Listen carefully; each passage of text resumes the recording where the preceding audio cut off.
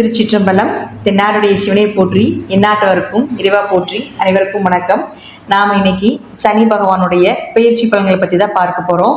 March மாதம் 2025 19ஆம் தேதி இரவு 9:44 சனி பகவான் சனிக்கிழமை உத்திரட்டாதி நட்சத்திர நாட்களில் மீனராசிக்கு பயிற்சியாகிறார். அதாவது கும்பத்திலிருந்து மீனத்துக்கு பயிற்சியாகி வருகிறார். ராகுவோட சேரப்போகிறார்.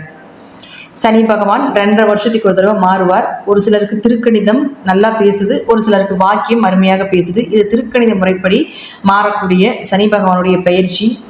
இப்போ சனி பகவான் 6 ராசியை பிடிக்கிறார். எந்தெந்த 6 ராசி பிடிக்கிறாருன்னு பாருங்க. மேஷம், சிம்மம், கன்னி, தனுசு, கும்பம், மீனத்தை பிடிக்கிறார். விடக்கூடிய ராசிகள் ரிஷபம், மிதுனம், கடகம், துலாம், விருச்சகம், மகரம். இந்த 6 ராசியை விடுவிக்க போகிறார். இது எல்லாத்துக்குமே பொருந்தும். இந்த 6 ராசிக்காரர்களுக்கு மட்டும் பொருந்தாது. உங்க ஜாதகத்துல ஜாதக கட்டத்தை எடுத்து வச்சுக்கோங்க.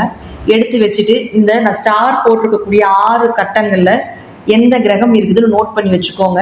அது இந்த பிறவியில உங்களுக்கு என்ன கொடுக்க வந்திருக்கிறதோ, என்ன கொடுக்க வேண்டாம் அப்படின்னு இந்த பிறவியில இருக்கோ, அது எல்லாமே சனி பகவானுக்குள்ள லாக் ஆக போகிறார். அப்போ ஒரு கல் இருக்குன்னா அந்த கல்லை உளிய வச்சு உடைச்சு அதற்கப்புறம் தான் சிலையாக்கி நம்ம வழிபடுறோம். அதே போலதான் இந்த 6 ராசிக்குள்ள இருக்கக்கூடிய கட்டத்தில் இருக்கக்கூடிய கிரகத்தை, அந்த அழுக்கை சனி பகவான் வெளியேற்றி நமக்கு நல்லது கொடுக்க போறார். சனி பகவான் கெடுத்து கொடுக்கக்கூடியவர் அப்படிங்கிற உண்மை உண்டு. கெடுத்துதான் மறுபடி கொடுப்பார். எல்லாத்தையுமே நல்லது கெட்டது எல்லாமே அந்த மாதிரிதான் கொண்டு போவார். அப்ப அவர் கொடுக்கக்கூடியது நம்மளுடைய வாழ்க்கையில நிரந்தரமாக இருக்கும். சொத்துக்களாக இருந்தாலும் சரி, சொந்த பந்தங்களாக இருந்தாலும் சரி, எந்த விஷயமாக இருந்தாலும், உயிர் உள்ளது உயிரற்றது எதை கொடுத்தாலும் கெடுத்து கொடுப்பார். அது நிரந்தரமாக இருக்கும். சனி கொடுக்க யார் தடுப்பார்? அதே போல சனி கெடுக்க யார் கொடுப்பார் அப்படிங்கிறது இந்த வசனம் கண்டிப்பாக பொருந்தும் அப்படிங்கிறத நான் நம்புறேன். இப்போ ஒவ்வொரு ராசிக்கும் சனி பகவான் என்ன பண்ண போறார் அப்படிங்கிறத நம்ம முழுமையா பார்க்கலாம். அந்த கட்டத்துக்குள்ள இருக்கக்கூடிய கிரகங்களையே நான் உங்களுக்கு தனிப்பட்ட முறையில உங்க ஜாதகத்தை வச்சு அனலைஸ் பண்ணும் பொழுது தெளிவாக புரியும். அதையும் நீங்க பார்த்துக்கோங்க. மேஷ ராசிக்குண்டான சனி பயிற்சி. சனி பகவான் 12ஆம் வீட்டுக்கு வரப்போகிறார். அங்க ராகு இருக்கு. பொதுவா சனி பகவான் 10 மற்றும் 11ஆம் அதிபதி, தொழில் மற்றும் லாபத்தை கொடுக்கக்கூடியவர். விரயஸ்தானம்னு சொல்லக்கூடிய 12ஆம் இடத்துக்கு வர்றார். அப்போ தொழில், லாபம் இதெல்லாமே விரயத்தில் போகக்கூடிய ஒரு அமைப்பை கொடுப்பார். கொஞ்சம் கவனமா இருந்துக்கோங்க. 30 வயதுக்குள்ள இருந்தால் அது முதல் சுற்றுன்னு சொல்லுவோம். இந்த முதல் சுற்றாக இருக்கக்கூடியவர்கள் பெரிய இன்வெஸ்ட்மெண்ட் பண்ணாதீங்க. பெரிய அளவுக்கு தொழில வேற ஒரு பிரான்ச் பண்றோம், அதற்கு அடுத்த கட்டத்துக்கு போறோம் அப்படிங்கிற விஷயம் எல்லாம் எதுவுமே பண்ண வேண்டாம். என்ன இருக்கோ அதை வச்சு செஞ்சுக்கோங்க. அதுதான் உண்மையானது. பெருசா நீங்க இன்வெஸ்ட்மெண்ட் பண்ற மாதிரி இருந்தா, ஏன்னா அங்க ராகுங்கிற கிரகமும் இருக்கு. அப்படியே இந்த சனி ராகு சேர்க்கைங்கிறது அப்படியே நம்ம வாழ்க்கையை திருப்பி போடக்கூடிய கிரகம். அதனால கொஞ்சம் கவனமாக இருந்து செயல்படுத்த வேண்டும் அப்படிங்கிறது மேஷ ராசிக்கு முதல்ல சனி பகவானுடைய தன்மை.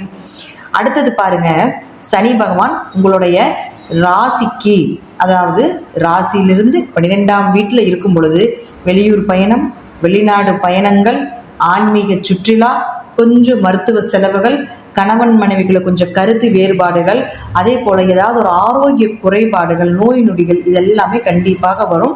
நீங்க செல்லக்கூடிய மருத்துவர் ஒரு முறைக்கு பல முறை யோசிச்சு செல்லுங்க. ஏன்னா அதுவும் கூட உங்களுக்கு ஏமாற்றத்தை கொடுக்கக்கூடிய அமைப்பை கொடுக்கும். ஸோ அதனால அதையும் கொஞ்சம் நீங்க யோசிச்சுக்கோங்க. இப்போ இந்த 6 ராசி கட்டம் ஸ்டார் போட்டிருக்கோம் இல்லைங்களா? இந்த 6 ராசி கட்டங்கள்ல எந்தெந்த கிரகம் இருந்தால் உங்களுக்கு என்ன பலன்களை கொடுக்கும் அப்படிங்கிறத பார்க்கலாம். இப்போ மேஷ ராசிக்கு பார்த்துட்டீங்கன்னா செவ்வாய் அப்படின்னு சொல்லக்கூடியவர் இந்த 6 ராசி கட்டத்துக்குள்ள இருக்கிறார். அப்படின்னா உங்க மனம் தெளிவில்லாமல் இருக்கும். ஒரு இடத்துக்கு போறீங்க அப்படின்னா கொஞ்சம் பெயர் புகழ் மதிப்பு கொஞ்சம் குறையிறதுக்கு வாய்ப்புகள் உண்டு. நிம்மதியான தூக்கம் கிடையாது. அதே போல ஆசனவாய், இடுப்புக்கு கீழே இருக்கக்கூடிய பகுதிகள், அடிவயிற்று பகுதிகள், இதில் எல்லாமே நோய் வர்றதுக்கு உண்டான வாய்ப்புகளை ஏற்படுத்தி கொடுப்பார். அடுத்து ஏதாவது ஒரு வம்பு வழக்குகள், தேவையில்லாத பிரச்சனைகளும் ஏற்படுத்தி கொடுப்பார். திடீர் பண விரயம், ஏன்னா ஒரு 8ஆம் அதிபதி வேற உங்களுக்கு செவ்வாய். அப்போ திடீர் பண நஷ்டத்தையும் திடீர் பண வரவையும் இரண்டையுமே கொடுக்கக்கூடிய ஒரு அமைப்பை ஏற்படுத்தி கொடுத்துருவார். அடுத்து இந்த 6 ராசி கட்டத்துல சுக்கிரன் இருக்காரான்னு பாருங்க. இந்த சுக்கிரன் அப்படின்னு சொல்லக்கூடியவர் யாருன்னு பார்த்துட்டீங்கன்னா உங்களுக்கு 2 மற்றும் 7ஆம் அதிபதி. இந்த 2 அப்படின்னா குடும்பம், வாக்கு, உங்களுடைய செயல் இதெல்லாமே சொல்றது. 7 அப்படிங்கிறது பார்த்துட்டீங்கன்னா உங்களுடைய மனைவி, உங்களுடைய பார்ட்னர், உங்களுடைய கணவர், உங்களுடைய நண்பர்களை சொல்லக்கூடியது. அது மட்டும் இல்லாமல் உங்களுடைய 2வது குழந்தையை சொல்லக்கூடியதும் இந்த 7ஆம் இடம் தான். அப்போ இந்த 6 ராசி கட்டத்துக்குள்ள, அதாவது ஸ்டார் போட்டிருக்கக்கூடிய 6 ராசி கட்டத்துக்குள்ள உங்களுக்கு சுக்கிரன் இருந்தாலும் குடும்பத்துல கொஞ்சம் பிரச்சனைகள், தேவையில்லாம ஏதாவது வாக்குவாதங்கள் பண்ணி குடும்பம் பிரிவினைக்கு உண்டான ஒரு அமைப்பு, திருமணம் வரன் எதிர்பார்த்தபடி நடக்காம இருக்கிறது, பார்ட்னர் போட்டு தொழில் பண்ணிட்டு இருக்கீங்க அப்படின்னா அந்த பார்ட்னருக்குள்ள ஏதாவது ஒரு பிரச்சனைகள் வரக்கூடிய ஒரு சூழ்நிலைகள், நண்பர்கள் எல்லாமே உங்களுக்கு எகெயின்ஸ்டா திரும்பி உங்களுக்கு பின்னாடி முதுகுல குத்த வேண்டிய ஒரு சூழ்நிலைகள், இதெல்லாமே கொடுத்துருவார். அடுத்தது பாருங்க, பேச்சால பல பிரச்சனைகளை சந்திப்பீங்க. பணத்தை கொடுத்துறாதீங்க, கொடுத்துட்டீங்க திரும்பி வாங்கறதுக்குள்ள சூழ்நிலைகள் கிடைக்கவே கிடைக்காது அப்படிங்கிறத தெரிஞ்சுக்கோங்க மேஷராசி அன்பர்களே. அடுத்தது பாருங்க, 3 மற்றும் 6ஆம் அதிபதினு சொல்லக்கூடிய புதன் பகவான். இந்த புதன் பாருங்க இந்த 6 ராசி கட்டத்துல இருந்தால் கண்டிப்பாக கடன் வாங்க வைப்பார். இதுல மாற்றமே கிடையாது. கடன் வாங்கி உங்களை அது 4ஆம் அதிபதி தொடர்பு வர்றதுனால கடன் வாங்கி வீடு கட்டலாம், கடன் வாங்கி வண்டி வாங்கலாம், இது எல்லாத்தையுமே கடன்ல தான் கொண்டு போவார். அப்போ அதை வாங்கி கட்ட முடியாத ஒரு அவமானத்தையும் ஏற்படுத்தி கொடுக்கும். ஏன்னா சனி பகவான் உங்களுக்குள்ள இருக்கார், உங்களுக்கு லாக் பண்ணியிருக்காரு அந்த இடத்த. அப்போ இதெல்லாமே என்ன செய்வாருன்னா, சரி ஏதாவது ஒரு அந்த சூழ்நிலையை இவரே தான் ஏற்படுத்தி கொடுப்பார். அந்த சூழ்நிலையை ஏற்படுத்தி கொடுத்து அதில் ஒரு அவமானத்தையும் கொடுக்கறதுக்கு உண்டான வாய்ப்பையும் நிச்சயமாக கொடுப்பார். முயற்சிகள் கொஞ்சம் தடைபடும், கடினமான எஃபர்ட் போட்டு தான் செய்ய வேண்டிய ஒரு சூழ்நிலைகள் வரும். அதே போல 3ஆம் இடம் அப்படிங்கிறது பார்த்துட்டீங்கன்னா, இந்த புதன் இந்த 6 ராசி கடத்தலா கண்டிப்பாக உங்க கூட பிறந்தவங்க நம்பாதீங்க. ஏதாவது ஒரு வழியில நிச்சயமாக உங்களுக்கு தொல்லைகளாக இருக்கும், ஏதாவது ஒரு ஏமாற்றத்தை கண்டிப்பாக கொடுப்பார்கள். அதனால உங்க கூட இருக்கக்கூடிய நண்பர்களையும் நம்பக்கூடாது, உங்க கூட பிறந்தவர்களையும் நம்பக்கூடாது அப்படிங்கிறத தெரிஞ்சுக்கோங்க. அடுத்தது பாருங்க, உங்களுக்கு சந்திரன் அப்போ 4ஆம் அதிபதி சந்திரன் அவர் உங்களுக்கு உள்ளேயே இருக்கும் பொழுது கொஞ்சம் ஆரோக்கியத்தில் கவனமாகிருங்க அப்படிங்கிறத முதலே சொல்லிட்டேன். சரியான சூரியன் இந்த ஸ்டார் போட்டிருக்கக்கூடிய கட்டத்தில் இருந்தால் கண்டிப்பாக சூரியனுக்கு சனி நேர் பகை கிரகம். அப்ப நம்ம தெரிஞ்சுக்க வேண்டியது என்னன்னா, அப்பாவினுடைய ஆரோக்கியத்தில் கொஞ்சம் கவனமா இருங்க. அடுத்தது பாருங்க, உங்களுக்கு 5ஆம் இடங்கிறது குழந்தைகள்னு சொல்றோம். அப்ப குழந்தைகளுடைய படிப்பு சார்ந்த விஷயங்கள், குழந்தைகளுக்கு உண்டான தேவைகள், இதெல்லாமே பார்த்து செய்ய வேண்டிய சூழ்நிலைகள். அதுல ஏதாவது ஒரு மந்தத்தனம் குழந்தைகளுடைய படிப்புலையோ குழந்தைகளுக்கு அடுத்து செய்ய வேண்டிய ஒரு விஷயத்துல மந்தத்தனம் ஏற்படுறதோ இதெல்லாமே கண்டிப்பாக நடக்கும். குடும்ப ஒற்றுமையில கொஞ்சம் குறைபாடுகள் இருக்கும். அடுத்தது குலதெய்வம்னு சொல்றோம் 5ஆம் இடத்தை. அப்ப குலதெய்வத்தினுடைய ஆசைகள் கொஞ்சம் குறையறதுக்கு உண்டான வாய்ப்புகளும் அல்லது குலதெய்வ கோயிலுக்கு போக முடியாத ஒரு சூழ்நிலைகளும் நிச்சயமாக ஏற்படுத்தி கொடுப்பார். அடுத்து பாருங்க, இந்த புதன் அப்படின்னு சொல்லக்கூடியவர் 6ஆம் அதிபதினு சொல்றோம் இல்லைங்களா, அது இந்த ராசி கட்டத்துல இருந்தாலும் என்ன பண்ணுவாருன்னா 6ஆம் இடத்துல போட்டி தேர்வு சொல்றோம். அப்போ புதன் இந்த 6 ராசி கட்டத்துல சிக்கிருச்சுன்னா கண்டிப்பாக போட்டி தேர்வு எழுது ஃபெயிலியர் கொடுக்கும். நிறைய அனுபவத்தை கொடுத்து மறுபடியும் எப்படி எழுதலாம்னு சொல்ல வச்சிருவார். ஆனால் இருந்தாலும் அதில் ஒரு மனவேதனையும் ஒரு மன கஷ்டங்களையும் நிச்சயமாக ஏற்படுத்தி கொடுப்பார். அடுத்து பாருங்க, உங்களுடைய ராசிக்கு 9 மற்றும் 12ஆம் அதிபதினு சொல்லக்கூடிய குரு பகவான் இந்த 6 ராசி கட்டத்தில் இருந்தால் நிச்சயமாக தந்தை சார்ந்த பூர்வீக சொத்துக்கள், பூர்வீகத்தில் இருக்கக்கூடிய ஊர் அல்லது அந்த பூர்வீக சொத்து பாக பிரிவினைகள் இதில் எல்லாமே பிரச்சனைகளை கொடுப்பார். அதில் ஒரு தீர்வும் கொடுப்பார். அப்போ பிரச்சனைகள் வந்தால் ஒரு தீர்வு. அப்போ ஏதாவது உங்களுக்கு பூர்வீக சொத்து சம்பந்தப்பட்ட பிரச்சனைகள் வருது அப்படின்னு நினைச்சீங்கன்னா இப்ப தீர்வுக்கு உண்டான வழிகளை நிச்சயமாக கொடுப்பார் அப்படிங்கிறதுல மாற்றம் கிடையாது. இருப்பினும் தந்தையினுடைய ஆயுள், தந்தையினுடைய ஆரோக்கியம் இதெல்லாம் கொஞ்சம் கவனமாக இருக்க வேண்டும். வெளியூர் வெளிநாடு பயணங்கள், வேலை சார்ந்தது, அதே போல படிப்பு சார்ந்த விஷயத்துக்கு எல்லாமே தொடர்புகளை ஏற்படுத்தி கொடுப்பார். அங்க 12ஆம் இடத்துல ராகு இருக்கிறதுனால நிறைய ஏமாற்றத்தையும் கொடுப்பார். அதனால ஒருத்தர்கிட்ட நீங்க பணம் கொடுக்குறீங்க, வெளிநாடு போறதுக்கு வெளியூர் போறதுக்கு யாரையா ஒருத்தரை நம்புறீங்கன்னா உங்க தசாபுத்தி பார்த்துக்கோங்க. அந்த ஆள் நல்ல ஆளா கெட்ட ஆளான்ட்டு ஒரு முறைக்கு பல முறை யோசிச்சுட்டு மறுபடியும் பண்ணுங்க.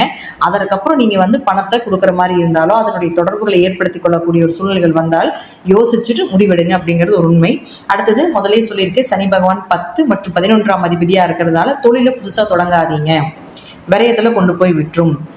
தீராத நிறைவேறாத ஆசைகள் அப்படிங்கிறது 11ஆம் இடம் தான். அப்ப அந்த 11ஆம் இடம் அப்படிங்கிறது ராகுவோட ஜாயிண்ட் ஆகும் பொழுது நிறைய ஆசைகள் கொடுக்கும். அதை பண்ணலாம் இதை பண்ணலாம் அப்படின்னு சொல்லி பெருசா காட்டி ஒண்ணுமே இல்லாம பண்ணிடும்ல. அதனால கொஞ்சம் கவனமாக இருந்து செயல்படுத்தணும் அப்படிங்கிறத தெரிஞ்சுக்கலாம்.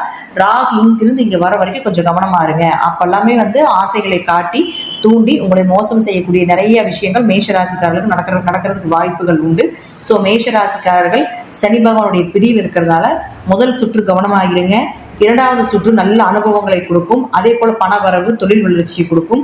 3வது சுற்றாக இருந்தால் கண்டிப்பாக உங்களுக்கு உடல் ஆரோக்கியத்தை கெடுப்பார். மருத்துவ செலவுகள் நிறைய உண்டு அப்படிங்கிறத தெரிஞ்சுக்கோங்க.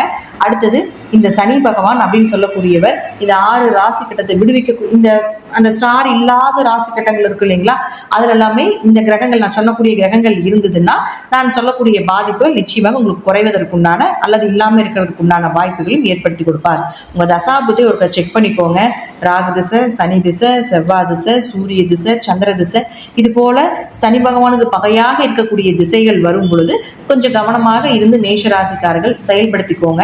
அடுத்தது உளவியல் ரீதியாக நம்ம பார்க்கும் பொழுது சினிமா துறையில் இருக்கக்கூடியவர்களுக்கு இந்த மேஷராசி சனி பயிற்சி கொஞ்சம் அனுபவங்களையும் கொஞ்சம் கெட்ட பெயர்களையும் கொஞ்சம் அவமானங்களையும் கொடுத்து மேலே கொண்டு வருவார் அப்படிங்கிறது உண்மை. அடுத்தது பாருங்க, விளையாட்டு துறையில் இருக்கக்கூடியவர்கள், அதே போல உங்களுக்கு உணவு சார்ந்த அல்லது தொழில், சொந்த தொழில் பண்ணிட்டு இருக்கக்கூடியவர்கள் எல்லாத்துக்குமே பார்த்துட்டீங்கன்னா இந்த சனி பயிற்சி அப்படிங்கிறது கொஞ்சம் ஏமாற்றத்தை கொடுக்கக்கூடிய ஒரு பயிற்சியாகவும், கடின உழைப்பை போட்டால் உழைப்புக்குண்டான பாதி ஊதியத்தை நிச்சயமாக கொடுப்பார் அப்படிங்கிறதுல மாற்றம் கிடையாது. ஸ்போர்ட்ஸில் விளையாடக்கூடியவர்கள் சனி ராகு சேர்க்கையா இருக்கிறதுனால மேக்சிமம் நீங்க கொஞ்சம் பார்த்து கவனமா இருங்க. ஏன்னா சனி ராகு எலும்பு முறியறதுன்னு சொல்லுவோம், எலும்பு கட்டு போடுறதுன்னு நம்ம சொல்லுவோம். ஸோ இதுல இருக்கக்கூடியவர்கள் கவனமா இருங்க. சொந்தமா தொழில் பண்ணிட்டு இருக்கக்கூடியவர்களுக்கும் பார்த்தீங்கன்னா பெரிய அளவுக்கு பெருசா இன்வெஸ்ட்மெண்ட் பண்ணி போட்டாதீங்க அப்படிங்கிறது உண்மை. அடுத்து அரசியல் துறையில் இருக்கக்கூடிய மேஷ ராசி நபர்களுக்கு மக்கள் கூட்டம் கூடினாலும் மக்கள் கூட்டம் கூடாவிட்டாலும் உங்களுக்கு கொஞ்சம் ஒரு கெட்ட பெயர் வர்றதுக்கு உண்டான வாய்ப்புகள் உண்டு. சனி பகவான் தொடர்புகளை கொடுக்கும் பொழுது மக்கள் கூட்டத்தை கூட்டுவார். ஆனா இருந்தாலும் உங்களுடைய பேச்சுக்கு, உங்களுடைய செயலுக்கு, உங்களுடைய திறமைக்கு உண்டான வாய்ப்புகளை கொஞ்சம் குறைச்சுதான் கொடுப்பார் அப்படிங்கிறதுல மாற்றம் கிடையாது. அடுத்தது பாருங்க, விவசாயம் சார்ந்த துறையில் இருக்கக்கூடியவர்களுக்கு நிச்சயமாக கொஞ்சம் சனி ராகு சேர்ந்து இருக்கிறதுனால பூச்சிக்கொல்லி சம்பந்தப்பட்டது, விஷ வாயுகள் சம்பந்தப்பட்டது, விளைச்சல் போட்டால் விளைச்சல் இல்லாம இருக்கிறது, இதெல்லாமே இருக்கிறதுக்கு வாய்ப்புகள் உண்டு. உங்க தசாபுத்தி ஒருக்க செக் பண்ணிட்டு விளைச்சல் போடலாமா, என்ன மாதிரி விளைச்சல் போட்டால் நல்லா இருக்கும் அப்படிங்கிறதையும் நீங்க தெரிஞ்சுக்கோங்க. உங்க அருகில் இருக்கக்கூடிய ஜோதிடரை கூட நீங்க கன்சல்ட் பண்ணி பார்த்துட்டு இந்த காலகட்டங்கள் போட்டால் நமக்கு நல்லா இருக்குமா இருக்காதா அப்படிங்கிறது கொஞ்சம் தெரிஞ்சுக்கோங்க. எனக்கு தெரிஞ்சு ராகு இங்கிருந்து கீழே வந்ததுக்கப்புறம் உங்க ராசியை பார்ப்பார், அதற்கப்புறம் போடுறது ஒரு சிறப்பான அமைப்பாக இருக்கும் அப்படிங்கிறதை நம்ம தெரிஞ்சுக்கலாம். ஸோ இந்த பயிற்சி சனி பகவான் கொஞ்சம் கவனமாக இருந்து நீங்க செயல்படுத்திக்கோங்க. சனி பயிற்சி அப்படிங்கிறத நம்ம தெரிஞ்சுக்குவோம். நன்றி. மீண்டும் ஒரு நல்ல பதிவில் சந்திக்கலாம். திருச்சிற்றம்பலம், தில்லையம்பலம், ஸ்ரீ நரசிம்ம திருவிழி சரணம்.